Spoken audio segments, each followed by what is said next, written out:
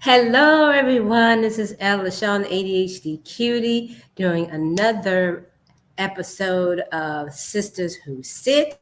And I am so excited and so proud to finally be able to talk to Dee from H&D Abroad.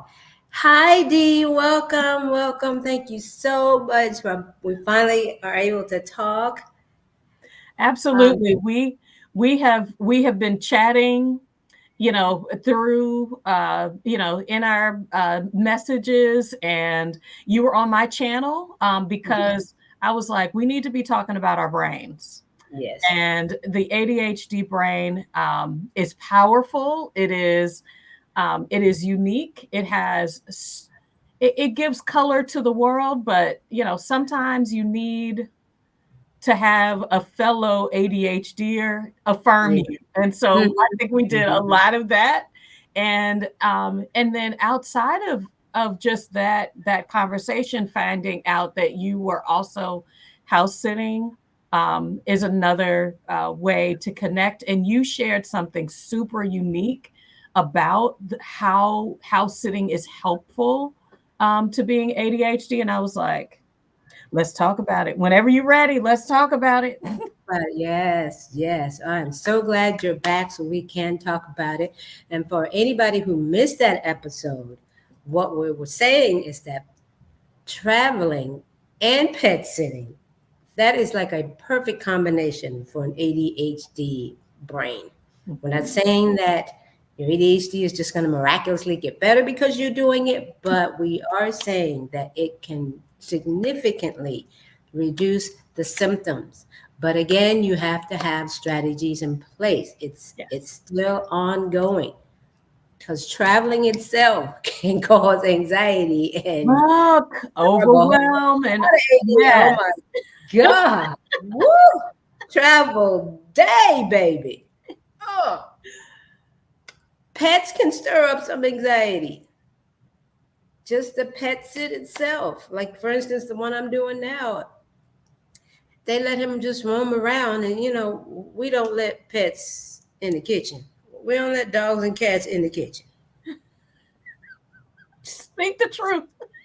Just saying. That is a serious anxiety trigger for me. And I chase him out, and he's looking at me like, "What? Mommy and Daddy let me come in the kitchen. What's the I know, matter with I you?" know it. Yes, yeah. It's a culture thing, baby. I can't explain it to you as a dog, but no, no. Facts. Facts. Okay, so tell us about your, let's see, your journey of how you got started in pet sitting and especially plant sitting, I believe you call it, because you mainly do groceries, right? Yeah, I mainly do plant sitting. So um, I started with, Stephanie Perry in her community really talks about Black women and travel. And I, I have loved the idea of traveling. The way I was able to afford to travel before was, we rent a car. My husband and our three kids would get on the road and go visit family. And so we Mhm, just string family trips together. And that made it affordable because we could stay in their home, mhm, we could buy grocery and cook. So, affordability was always in the mix, but it was mhm, always with my husband and my kids. What I have found is that, especially over time, is that I had a deep desire to travel by myself for peace, for just to have some room to grow and rest and recharge. But I couldn't find a way to financially make it make sense, mhm. give myself permission to do that. So, and during the pandemic, I think a lot of the algorithm found many people, I think the algorithm found a lot of folks that were interested in one thing and being in community with other people, learning about things. So I knew that I liked the idea of house sitting because one, it was very similar to we rent Airbnbs a lot. I mean, it's Yes. primarily how our family travels now with 3 adult children and my Okay. husband and I. We need space and Oh yeah, I have one adult child, hotel so I money. understand. That's a lot of I hotel understand, money. baby. Have your So, own space, your own room, your own TV. yes, yes. Yes, No, it cuts the yes, it increases the satisfaction of the trip. I'll say it that yes. way. There you go. And so, but even though I had a dog growing up, um, and my husband and I adopted his sister and her husband's dog when she had her babies back to back. She was like, I can't take care of the babies. And a And the dog that dogs. we have loved and have loved our kids um, her whole life. We Hmm. adopted her and had her the last 4 years of her life. It was a lot of responsibility. I loved her. I mean, when I say I love, like everybody says, even though I was eh, about having a dog, she was my dog. Hmm. Hmm. and And and there are a so lot of responsibility. People just really don't get that when they first get a dog. They, oh, it's so cute. I can't wait. It's like having another child. It really is. so I knew if I was going to be able to access free accommodations in exchange for to providing a service, I really did not want, I wanted to decrease the level of responsibility because I Mhm. was, a new empty nester. And, but I wanted it to, I wanted to choose sits that would affirm things that I really value. I love plants. I'm not a master gardener. I'm not a high end, but I can, I know how to look at the soil. I know how to check a plant to see how they're doing, and I can follow directions. And that's really what plant sitting has been able to center for me. Not something that requires my every day, all day, 24-hour attention. A plant is not going to knock on my door or scratch until I take them Scratch. outside at 6 a.m. It's not going to do that. It's not going to do that. And Oh so, my God, that's what I'm doing right now. 6 a.m. Gotta get up every morning.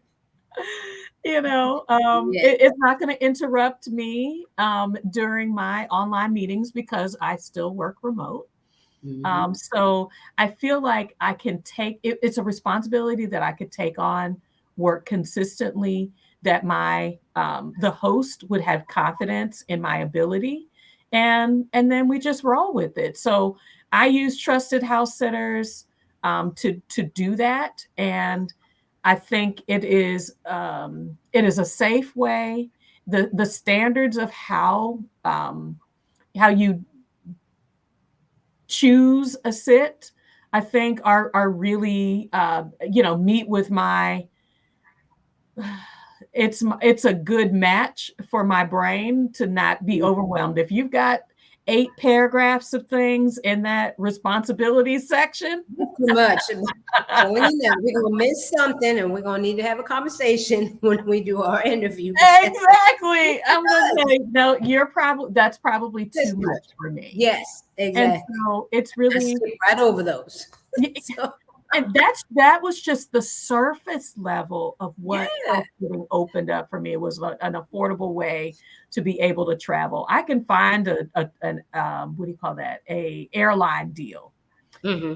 So that solved one problem. House sitting solved the other part of the Right. money aspect. And then it's It's just been the truly gift. budget-friendly travel. Truly budget-friendly travel when you can match it up like that with the airlines and the accommodation. Yeah. Yeah. Yeah. So it's the gift that keeps on giving. I find more and more ways that house sitting is helpful to my ADHD brain, to my brain in general. I'm premenopausal, so I don't mind saying that Me too. in the Me world. too. And Mhm. and so there are things that I need that that I can bring closer to me without having to sell my house and move. Like I can incorporate these experiences for as little time, I could do a weekend, a week, or I could do several months, which I have done in the past. So, those are things that as you lean into house sitting, it's what was very attractive to me is I could bring the experiences that I wanted closer to me in an easier way. And that's ease is our community, Yes. ease is what my brain is asking for. Yes. Yes. And it's a hurdle that I think you don't once you have your questions answered, and I figure that's what we'll cover today as well. Mhm. But once you have your basic questions answered about, what is house sitting? Is it safe?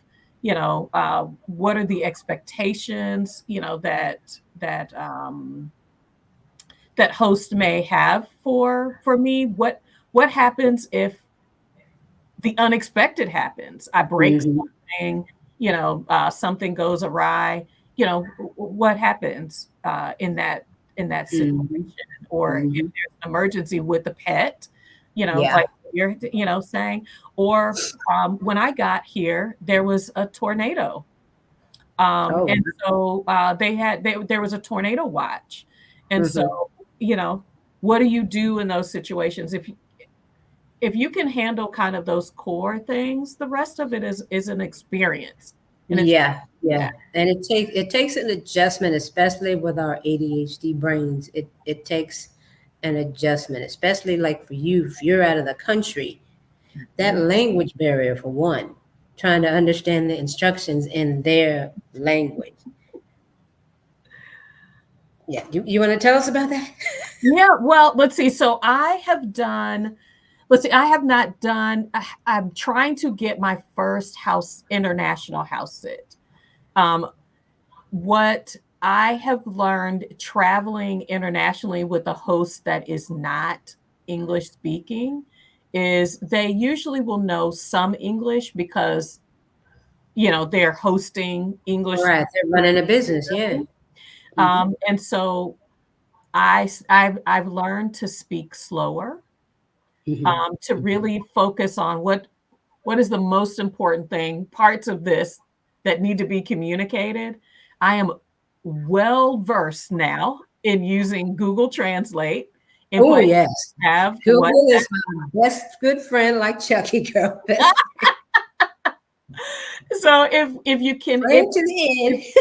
if you're communicating by text message, which sometimes that happens during your time or before, um, then I can just use Google Translate through Chrome and Mhm. translate it, and then it takes a while. So there's a little bit of patience that is built into some of that translation. But for the Mhm. most Mhm. part, what I'm seeing of folks is they've got enough English to be able to interview you and to accept you with the house sit. So I feel confident because so many in our community are doing international house sit.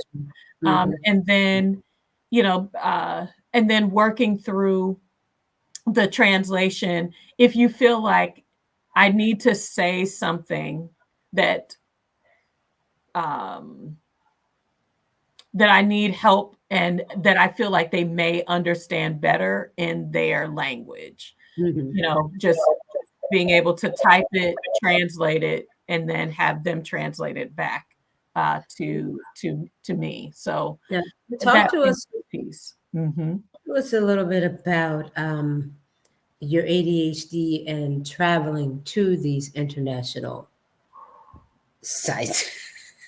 So, um, let's see. So, traveling international, the way I have been able to, because what I feel like I fight anxiety a little bit, being in new spaces, Mhm.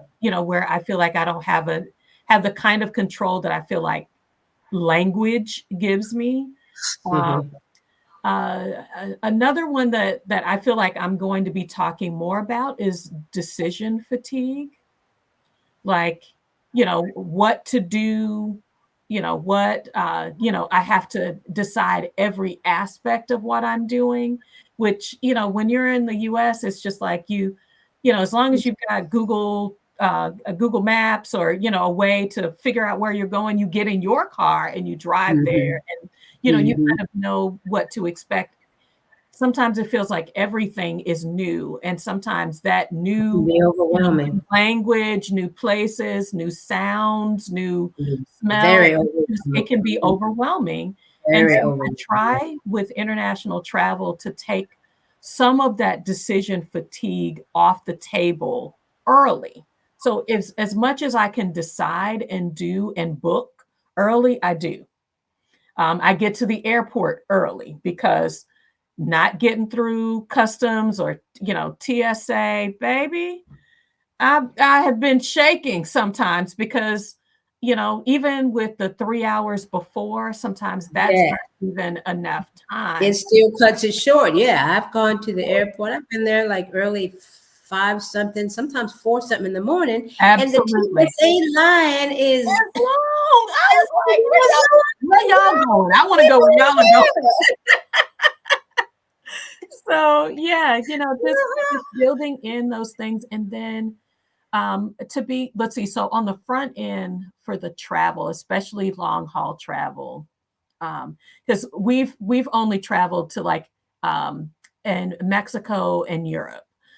So I have found, because when you're traveling like to Europe, most of the flights are going to travel at night. And so I say, even though I'm going 6 hours ahead, I still need my sleep. I still need my sleep so that I can manage my emotions. Now let me ask you this, because you travel with your family, correct? Yes. Would you still do those as if you were traveling solo? Because you said they mostly at night. Would you feel safe enough to do that? To solo? travel at night alone? Yes. Yeah. To a foreign, I would make it, I would probably, let's see, so traveling alone in the way that I'm getting ready to describe with you about sleep, when you're making that transition, I am concerned as a woman about my safety, sleeping next to someone, because I read the stories. I know people have been assaulted, and so that's when I would probably prefer a business class seat over, sitting in a common area. The first class area is just it's a little different. It's a different experience. And I think I would feel confident. I think my partner, my husband would feel better with knowing that I was safe, and also I was going to have my needs met. Because I need to sleep. I'm gonna. If you have not invested in noise canceling headphones, yeah. Oh yeah, we've been doing that. Both my son and I both. Yeah, to decrease my overstimulation, decrease. I can have my ocean sounds, which you and I have shared before. It's like a massage. The ocean sounds are just a massage my brain. That's why I love cruising so much, because of that. I'm getting that all natural ocean sound, that peace, that tranquility. It's like nothing you've ever had. If anybody out there, if you've never been on a cruise, please go on one. Please go on one. I put together groups, so you can email me. But yes, ma'am, especially for neurodivergent families. Yes. Please try a cruise. It is the absolute hands down best sleep you will ever have. Mercy. Well, when you were pitching me, I was like, ma'am, the cruise. Yes, I need to add cruising because I have in the past. And I just thought that, when you go to the beach, it's relaxing and all that, but it really does do something, because I did a month house sitting near the ocean, and I went every morning and every evening. Oh my gosh, How yes. much better my sleep was and all that. But Yes. the airline travel, that overnight, you're crossing at least 6 to 8 time zones, depending on, where you're going. Sleep is so important. Feeding myself well on those long haul flights, hydrating, making sure that I'm, standing throughout. Um, you know, Managing my anxiety, I do take things like melatonin to kind of, help me to settle. I'm in a new environment. I don't naturally settle in that well, but I bring smells like lavender, like clary sage, like, things like that are comfort So aroma, you've developed your own strategies, even. and an eye mask, girl, an Yeah, eye oh mask, yes, absolutely, an eye mask. absolutely, So you absolutely, bring the yes. things that bring you comfort, Mhm. traveling, giving yourself enough time, to enter the airport so that you can be in place and relax into your trip. And then, talking about the decision fatigue, you know, hiring a driver, using booking.com to have somebody that will have your name and they're waiting for you at the airport takes a lot of that. You're going from the airport to wherever you're staying, which you booked ahead of time. I always like to, have a backup, so if I hire a driver and they don't show up, what's my backup? So I will at least try to figure out and download before I leave what's the, is it Didi? What are the ride sharing apps? If there's not a ride sharing app, I've watched a few videos on how to, what do you call that? Barter for a taxi when we went to Morocco, how to barter for a taxi, how to, you know, so I have that as a backup. So I'm not trying to figure it out or struggle or deal with slow downloads at the airport. And then if the things don't work out with where I'm staying, I've at least identified what's in the area so that I can make that transition. And it decreases the amount of decisions and feeling overwhelmed if something goes sideways. And I have an Absolutely. international example to share with you. Okay, Our okay. Airbnb flooded. Oh, It flooded at midnight on our way to bed. And wow. so I had to figure out in a matter of a couple of hours, negotiate with the host that it was flooded in such a way that we could not stay there, and then negotiate with Airbnb to reimburse the hotel that I was getting ready to get. And then because I'm what do you call that? Marriott Bonvoy member, they helped me find affordable housing. So I knew at least some levers to pull that got us, into a hotel the same night.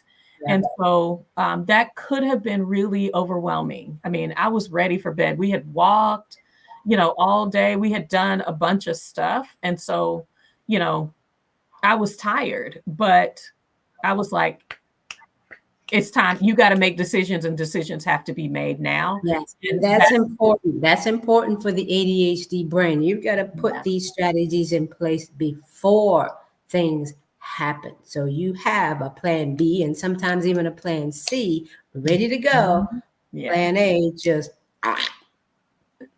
you already know what you're going to do if this happens, what you're going to Mhm. do if this doesn't happen. That's got to be already in place. It's got to be like second nature, like your name, knowing your name. And that takes practice. You got to practice every day. So the And ADHD, there have been fails. I mean, yeah, and just saying, you know what? I will learn better. right. I will It learn is what it better. is. Sometimes So it just is what it is.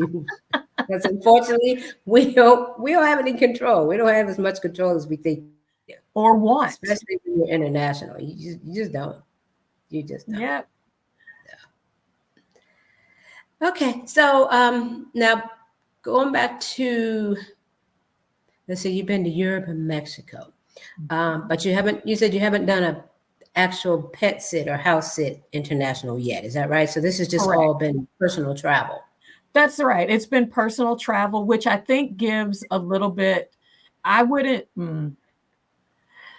the reason why I decided to do it as personal travel first is Yeah, I like that idea. my house sitting hosts are counting on me to be where I'm supposed to be when I say I'm going to be there. I don't want to be figuring it out Right. on my way to their pet sit or house sit. And so I think I got more confident in my ability, my ability to feel confident to do that. But now that I feel comfortable with travel, international travel, and I feel confident in vetting my house sitting opportunity, now is the perfect time to get on the, whatever platform that you're going to use for house sitting, get your profile confirmed, your background check, all of that, because people are starting to say, I'm going away between Thanksgiving and Martin Luther King in January. People are starting to list it. So now is the perfect time to go ahead, set your filters. So if you want to pet sit internationally or domestically, you've already looked at profiles and you're like, when they have a sit, I want to be notified. I want to have all my stuff together to be able to apply to this sit that I've been looking for. And this location, it kind of felt stalkerish. I was like, when are they going to have this particular sit ready?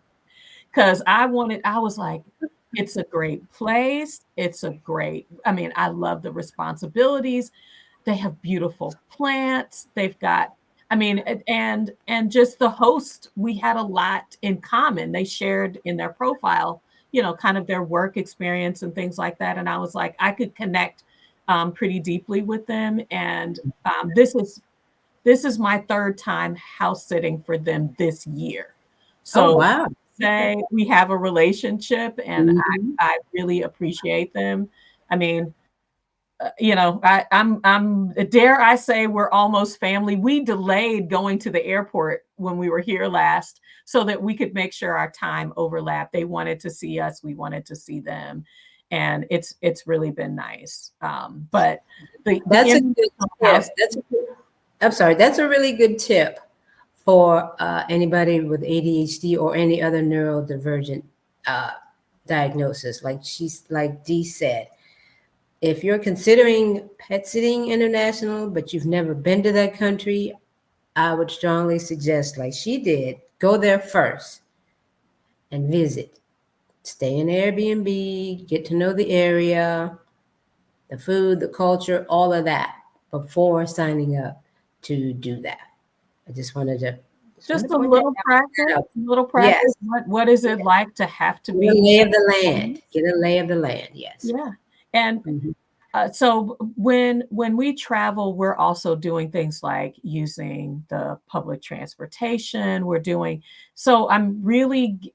I've used my domestic house sitting to practice those skills that I know I'm going to be able to use more. When I do international sits, and it keeps my costs low. That is really important to me. Is not I want to spend my money on experiences, not in all of the other travel things. So, I will fly coach if I need to. But I prefer, I would prefer to travel business class. I know how to, search for a good deal. I know, you just get familiar with enough things where you've got levers to pull. What I don't want people to feel like is if I've never internationally traveled, that my host won't accept my application. That if I'm new to house sitting, that they won't accept me, no, none of that is true. Every host is different, what they are open to.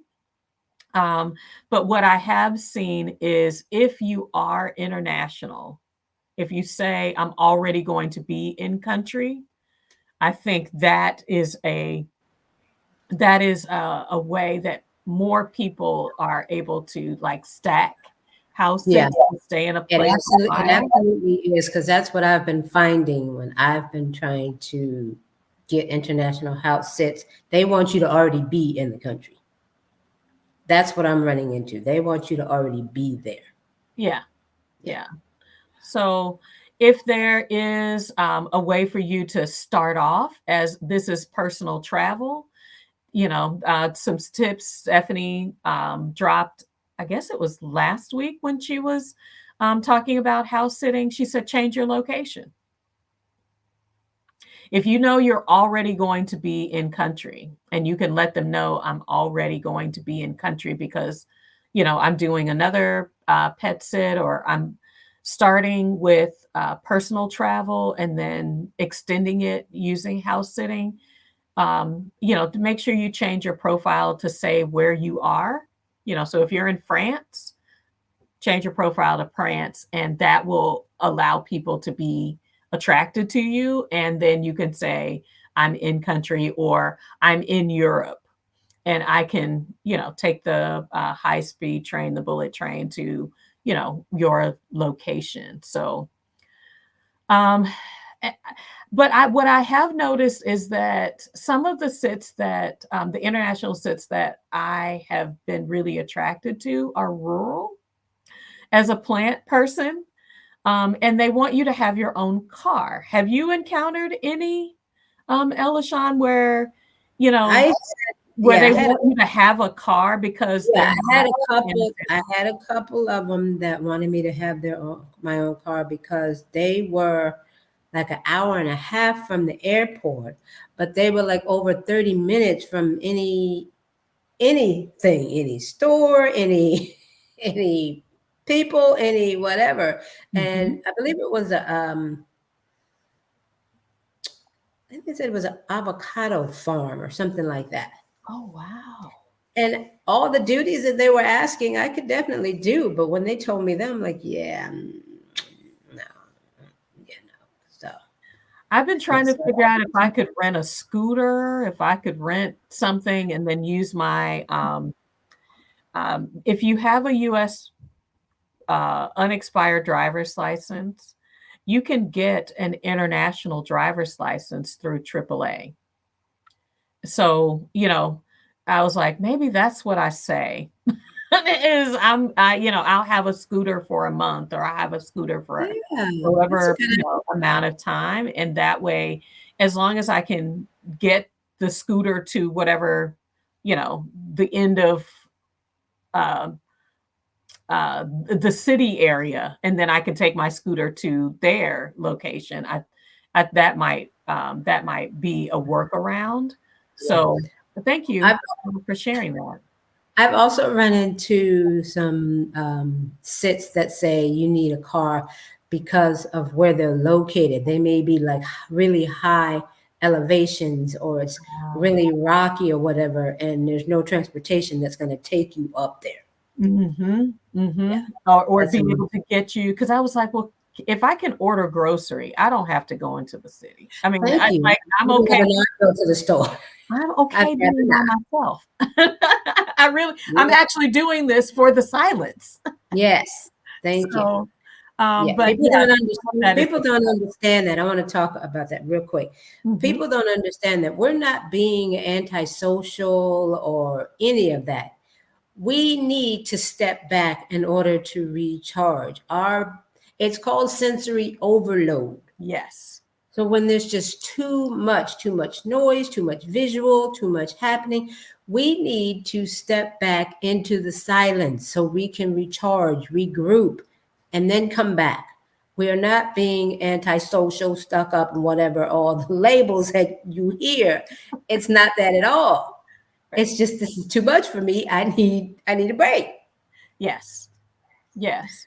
being surrounded by greenery, you know, uh, hmm, I feel I feel connected to the plant world. Maybe that's the empathic side of me, but caring for plants is a part of my self-care routine, and I don't want to sacrifice that because I have plants at home. I'm getting rid of them because we're moving abroad, which is sad, but knowing that I can continue to care for plants, they just don't have to be mine as we're, kind of bopping around the world and seeing what spaces and places really appeal to, what my husband and I's needs are.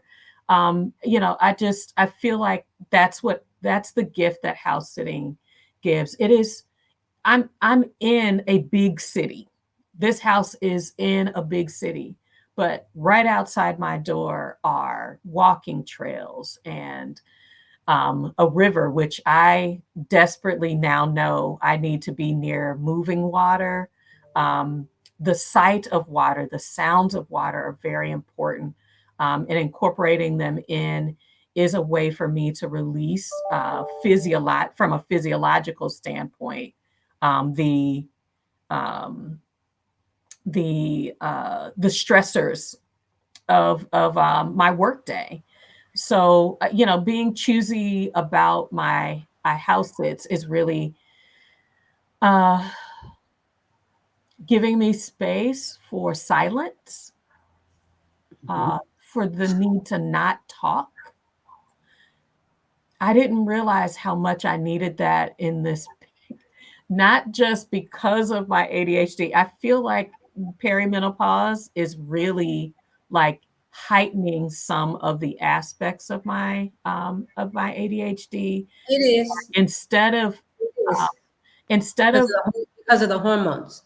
yes, It's a hormonal thing. So it's messing with the neurotransmitters, which is already out of balance for us. So.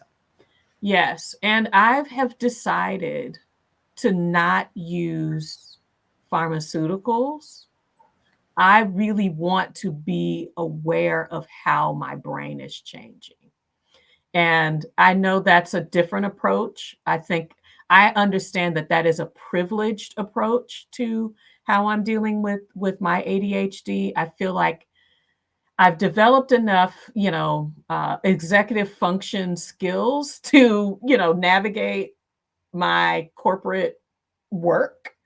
But what I'm recognizing is that I desire more balance in my day, and I need to be in places where it's not a heavy lift to relax, you It's know? interesting that you say that because that's what understanding the ADHD brain or any neurodivergent brain is all about. It is already changed. That's why you're struggling with executive function skills. Your brain has already changed for whatever reason as a neurodivergent. That could be from childhood trauma, PTSD, ADHD, autism, any of those. Your brain has already changed. It has developed in a different way, which Mhm, is why you think, learn, and communicate differently. mhm. It really is a brain thing that people just still don't get. Just don't And get. releasing that my brain functioned differently when I was younger. Mhm. I noticed, I mean, I don't wanna go down this rabbit hole too much, but I experienced a lot of negative self-talk because I didn't understand what you're explaining.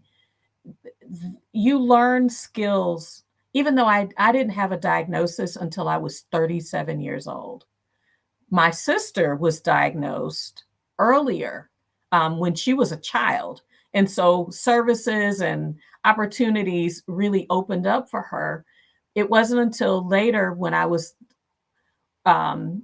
to there was an NPR show that talked about girls and ADHD and the ADHD brain and how a lot of the things that I had learned to compensate for like distractibility and I mean just clutter and things like that. What I taught myself and got in the rhythm of when I got pregnant, my brain changed and I kept trying to fight to bring it back to the old brain. Why can't I focus on those things? By my second pregnancy, I was in a PhD program and I could not resolve in myself. I mean, it caused a lot of anxiety and depression because I wanted my old brain back. I wanted Yeah. to be able to do those things again. And a Because lot of again, it's a hormonal thing. Your hormones are changing the neurotransmitters in your brain. And your brain, again, has already changed because of the ADHD or whatever it is that you've got Mhm. for the neurodivergent part.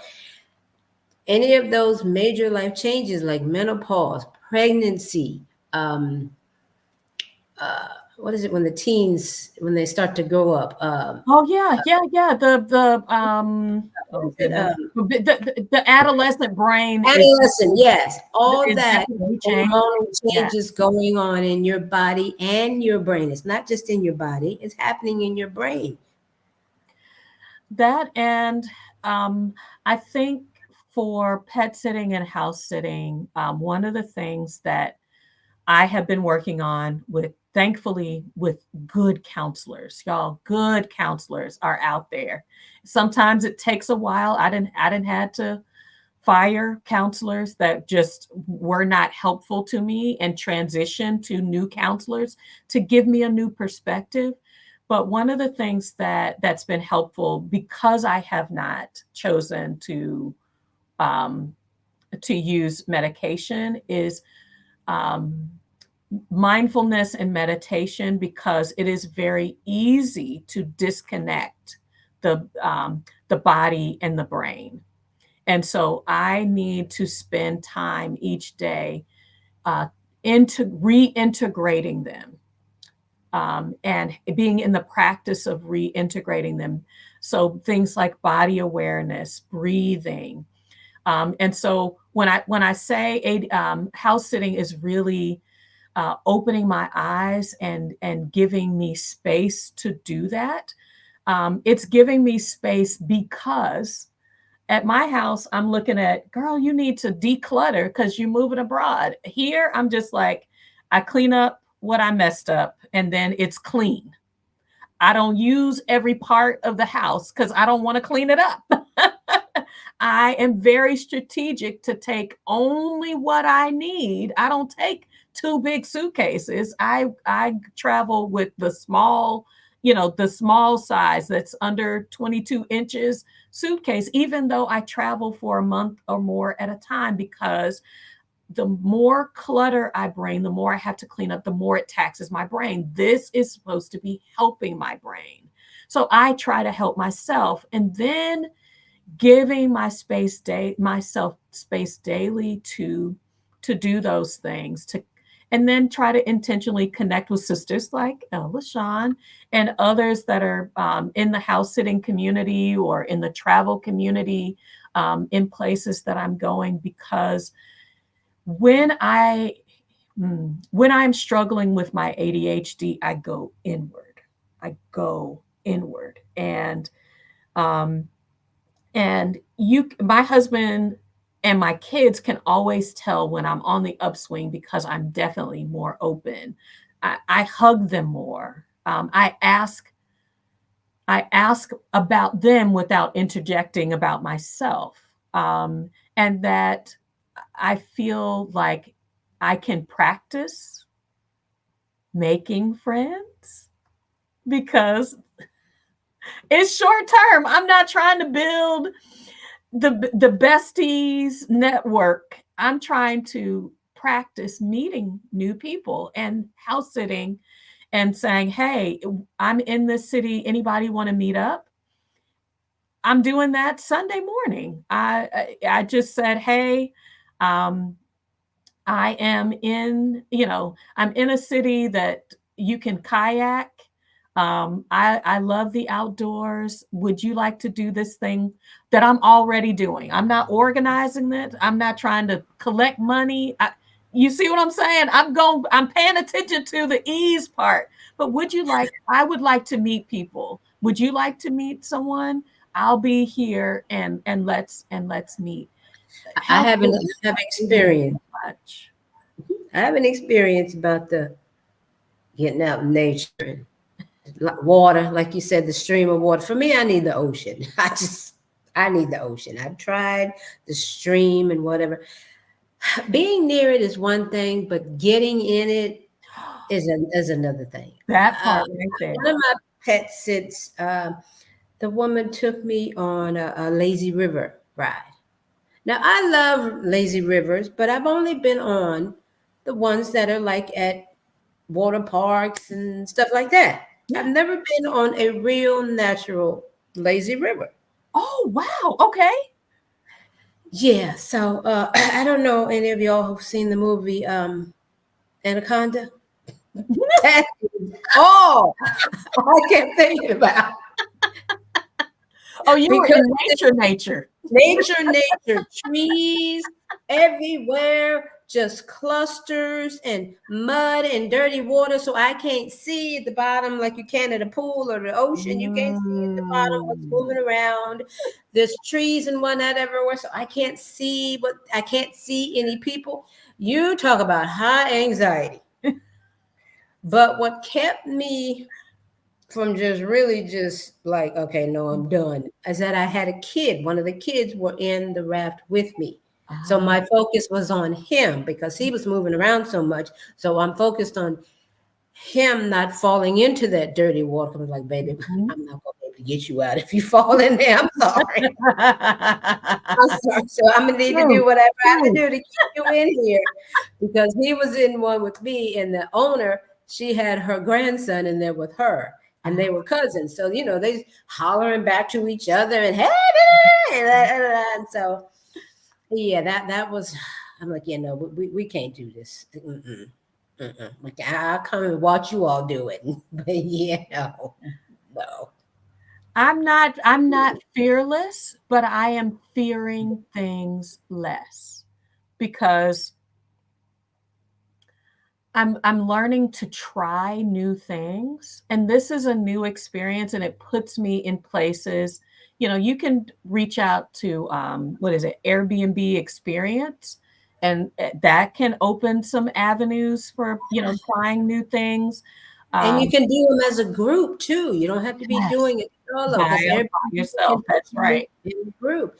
But a lot of that is not always fear. Some of it is just anxiety. We're overly anxious. It's not necessarily fear. Right. We think it's fear because it looks like fear, feels like fear. But it's really just anxiety. Yes, absolutely. Yeah. Absolutely. I like that idea. Yeah. Wow. I'm just to know that other folks are saying, I've given myself to work. I've given myself to raising my children. And now it is my time to stretch. ADHD, it feels like, is my life filter. And, after 40, there's a lot of acceptance that comes with your journey. If you are able to do that earlier, please take advantage of entering the gratitude and acceptance space earlier in your life, not to limit you, well, I can't do that, so I accept where I am. No, I accept my, what are my current limitations? And I accept the fact that I need to learn new things. And so connecting with you in this way is really validating that gratitude and that self-acceptance journey, and that there's space for us. There's space for the neurodivergent in the workplace. We can demand it through accommodations. And there's more companies hiring neurodivergent, and a lot of them are hiring because of Yes, a lot of them are hiring because of their neurodivergent brain, because we have that out of the box thinking, so we can bring innovative ideas to Yes. the company.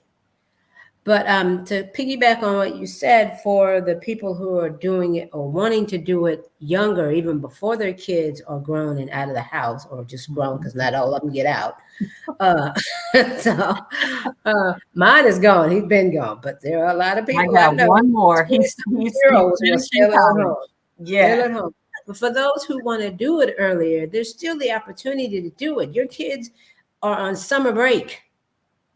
If they're going away on summer break, you can go do a pet sit.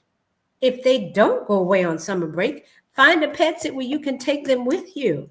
But it's still an option. It is an option to travel, budget travel. Yes. You're saving so much on accommodations. You're going to beautiful locations. You're getting to interact with pets. If you're a pet lover, now please don't do this if you're not a pet lover. Please, like Stephanie Perry says, that's who we're talking about when we say Stephanie. Stephanie Perry. Do not do this just because of the travel. You have to love the pets. You have Like to I do kept, you have like to I do the kept saying to one of responsibility. your ex-presidents, you have to do the job, sir. Because why? Because we want those 5 stars. Right. We want positive feedback so that Yeah. when we apply to another sit, they can see I have a good Yeah. track record. Yeah, but There's the an way to do that, incentive. if you're just starting out, the way to do that is start local. Start in Yes. your city, start in your state. If you live on the West Coast and you want to go somewhere different on the West Coast, start there Mm-hmm. and get those. Do a quick pet sit, like just a weekend. You can do that. Yes. You can do just a day overnight pet sit. You can I get a have 5 star seen like I've that. seen They a look at lot of those. those. Yes. Yes. I went to Colorado for about a month and a half, and that's all they were. So I had all these sits stacked. But the downside on that is because they're just weekend trips, they can cancel. Because yeah, they can cancel. Oh. Yeah. So I ran into a couple of those, but and then had to scramble to find something else because I'm in Colorado for a whole month and a half. I can't just go back to Florida and then fly back. So Yeah. Yeah. Yeah. yes. I You figure understand. you're learning to figure stuff out. To me, pet sitting and traveling through pet sitting is an excellent way to strengthen and learn executive function skills, like you said. It Mhm. is an excellent way because you have to plan, you have to strategize, you have to manage time, you have to manage your emotions. All those are executive function skills. And pet sitting and traveling, perfect, perfect. I mean, that's doing it as you go. That's learning as you're doing. Right. It's a Right. perfect, perfect way to do that. I say give yourself grace in the process. If there's something you don't know, ask. I think a lot of anxiety around doing a new thing is I don't know what to expect, and so I keep my circle tight because I know what to expect here in my workspace, my sleep space, my travel space, my I know the restaurants that are available that are my favorite. There's a lot of that, and house sitting gives you the chance to kind of, even though it's in a new place, you kind of can, if you, especially if you've got time in that space, begin to develop those same kinds of things in a new place. um, what's nice about doing it in the US is there are a lot of house sits in California, there are a lot of house sits in Colorado, a lot of house sits and pet sits in Florida. And so there are hubs where, hey, this might be the first time that I'm going to, this place, but there's a high likelihood of having the opportunity to be in that place again where you're in proximity to the things that or that you're getting to know. So it's an investment in growing and stretching, and it's cost effective.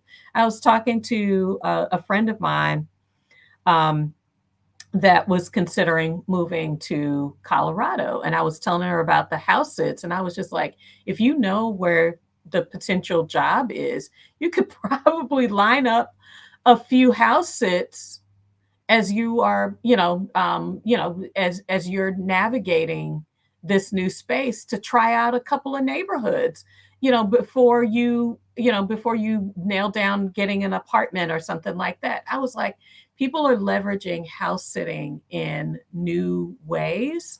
And that was something that I had not considered, but I could definitely see being plausible, especially when you're moving and you want to cut down on your expenses.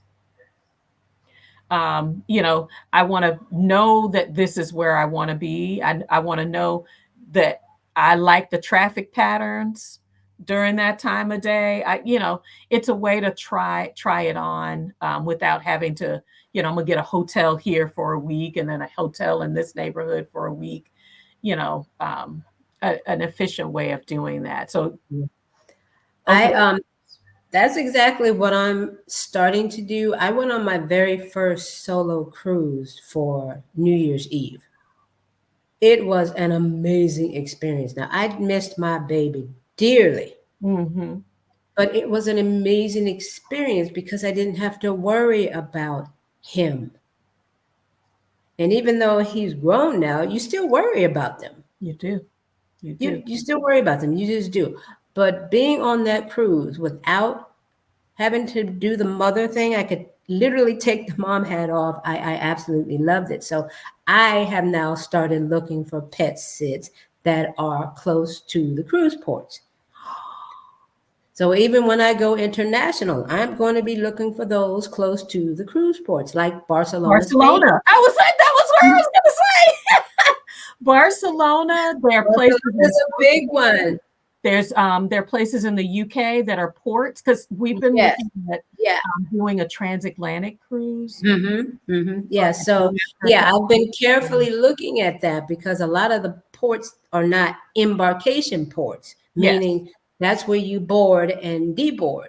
Some of them are ports where you just stop and visit, but you can't get on the ship there. So I am strategically planning to do that. That's really because right now I'm booked up until October, but after October, that's really what I'm starting to do. And my main reason for doing that, like I said, I love cruising, but also doing these group cruises for us neurodivergents. I want to be able to go on some of these cruises myself, like you said, going to a new country and checking it out. I want to be able to get on these ships, check them out for us, and see if they're neurodivergent friendly. Yes. And I would like to invite like a small group to go with me, like my beta group. And they can check things out and see if it's neurodivergent friendly for them. Pets will allow me to do that. Excellent. Oh, girl, that was next level. That was like, I was like, you best in the game. That writing it down. Because that's what I did with the New Year's Eve cruise. I did a dog sit all the way up until the day before the cruise. I got on the cruise for a week, and bam, the next week I was at another pet sit. Florida, that's our strategy, is to go pet sit before, go to the cruise port, and then line up a pet sit after. I was like, Galveston, Texas is another location. I know there are a couple of locations in California. State. Yeah. Virginia, Norfolk, Virginia has Baltimore. Yes, Baltimore, Maryland. Yeah, so you can put schedule your pet sits around that if that's what you're wanting to do. Or like I said, email me and you can join one of my groups. That's it. I'm telling you, there are many open doors. Yes. And you don't have to walk through them alone. So community is vital to anything that I'm choosing to do, especially when it's in a new space. What I recognize is I don't have to be the expert. I can do my Googles, I can do my research, because it makes me it makes me a good partner in a community. Like, I'm not just there to get, I'm there to give also. And then giving myself permission to, not be an expert, takes some of the pressure off. And maybe even you find a new friend because, oh, you're doing it that way, I'd like to do it that way. Maybe not that we can do it like twinsies and go on the cruise together or go do something together, but like, you can keep me accountable, and and I can check in with you and see what your progress is, because we're doing a new thing in a similar way, but that applies to whatever outcome that's different that we're both doing. So Yeah. I that's beautiful. I'm glad that exists. Yep. So, okay, well, I have got to take this dog out for his stroll. Notice I said stroll, not a walk. A stroll, okay? A little stroller. Oh my goodness, you really mean stroll? Yes, I love it. yes. No, they have a stroller. For pets. They have these strollers for pets, and he strolls. Yes. So you getting a walk, and he's getting fresh air. Right, he's getting right, and then he's got the nerve to be whimpering like, "Okay, I want to get out now," but you're not going to walk, so. I'm not carrying you. I'm not doing that. And I think that's what he's used to, because he's a Chihuahua and he has vision issues. So I think they're used to just carrying him all the time. I'm like, yeah, no, I'm not doing that. I even though I'm on the internet as D the plant doula, I am really a birth doula. I'm that's really where I got into doula work, is helping families birthing. But look, when I saw the baby carrier for pets, I was like undone. Like, I did not know that you were wrapping your pet like we wrap our babies. A baby. Putting them in a care. So if you love pets and you love nurturing pets, pet sitting is for you. It is so for you. I needed you back when I had my son, back when I was 36, because I had gone through a midwife. But ended up having him early, so she couldn't deliver him. He was 2 months early. He was only 2.5 pounds when he was born. But yeah, and before I even had him, I wanted to be a midwife. So I was going to do the doula path first to get into it. And while I was working as a doula, I was going to go to school to be a midwife. That was my plan. And God and the baby were like, we're not. You have other duties assigned. That's cute that you think that that's your future, but yeah, no, we're not doing that at all. Oh my! Hey, life will life, and roll with it. It'll because I think the skills that you have, I see the nurture that you put into your projects, and I see the nurture, that the intention that you give to creating community, and that's exactly you're still doulaing. You're still helping folks birth their dreams. So you are in the midwife space. So I commend you. I love that. Thank you so much. Again, Dee, thank you so much for being here. You guys be sure to like, share, and subscribe. Go to Dee's YouTube channel, H&D Abroad. Like, share, and subscribe. Follow her, watch her videos, especially if you're wanting to get into the international travel, either solo or as a couple with the family, whatever. She can show you how to do that.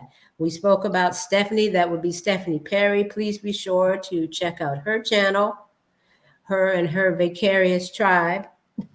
And then also follow me for more tips about ADHD and executive function skills, ADHDcutie on single mom duty. But you can just put in ADHDcutie and it'll come up.